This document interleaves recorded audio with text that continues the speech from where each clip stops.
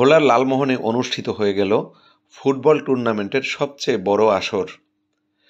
১৬ November শনিবার বিকালে উপজেলার মেঘনা নদী লাগোয়া ধলিগড়নগর ইউনিয়নের মঙ্গল শিকদার মাধ্যমিক বিদ্যালয় মাঠে এই ফুটবল টুর্নামেন্টের আয়োজন করে স্থানীয়রা। প্রায় ১ মাস ধরে চলে আসা এই ফুটবল টুর্নামেন্টের ফাইনাল ম্যাচের উদ্বোধন করেন বিএনপির স্থায়ী কমিটির সদস্য ও সাবেক মন্ত্রী মেজর অবসরপ্রাপ্ত হাফিজউদ্দিন আহমদ বীর বিক্রম। খেলা শেষে বিজয়ীদের হাতে তুলে দেন ট্রফি ও নগদ টাকার চেক।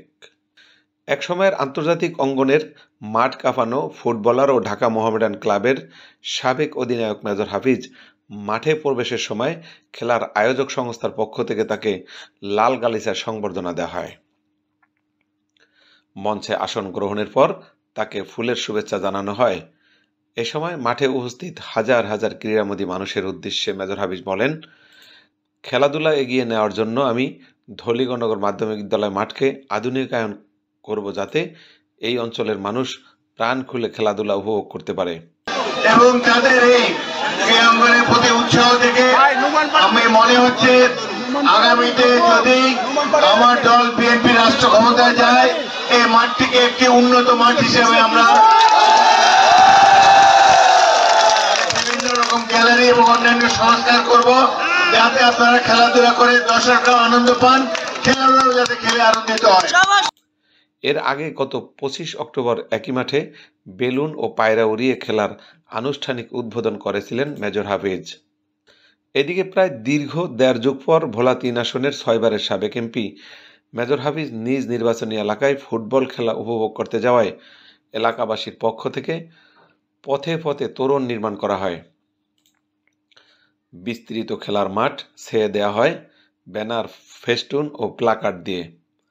খেলার শুরুর প্রায় ৩ ঘন্টা আগ থেকেই হাজার হাজার ক্রীড়ামোদী মানুষ উপস্থিত হয় খেলার মাঠ ও স্থানীয় মঙ্গল শিকদার বাজারে। টুর্নামেন্টের খেলাটি অত্যন্ত দৃষ্টিনন্দন হয়েছে, আমরা সবাই উপভোগ করেছি। এই খেলা সারা ভোলা জেলার মধ্যে আলোড়ন সৃষ্টি করেছে এবং ধলিগড়নগর ইউনিয়নের এবং এই খেলার আয়োজকদেরকে আমি আন্তরিক ধন্যবাদ জানাচ্ছি। খেলার ছন্দে ছন্দে মাঠ পরিণত হয় জনসভায়। মেজর হাফিজের আগমনকে ঘিরে এলাকার ক্রীড়ামোদী অনেকে জানান, সমাজ নানা ধরনের অনাচারে ভরে গেছে।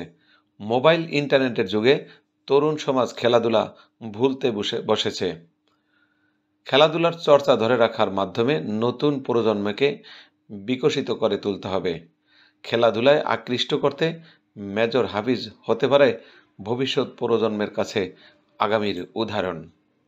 আজকে উনি অত্যন্ত ব্যস্ততার মাঝে আজকে এই ফাইনালের চূড়ান্ত ম্যাচে এই খেলাটি উপভোগ করতে এসেছেন।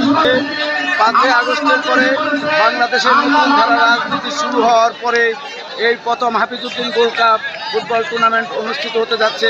এখানে হাজার হাজার লোক শুধু তাকে এক নজর দেখার জন্য, প্রাণপ্রিয় নেতাকে দেখার জন্য, বিশ্বমানের একজন ফুটবলারকে দেখার জন্য হাজার হাজার লোকের সমাগম হয়েছে।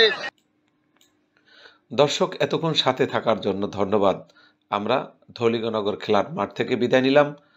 আপনাদেরকে নিয়ে যাব অন্য কোনো নতুন অনুষ্ঠান পর্বে। দেখা হবে অগণিত মানুষের ভিড়ে, কথা হবে অধিকার বঞ্চিত মানুষের আগামীর কল্যাণে। আসসালামু আলাইকুম।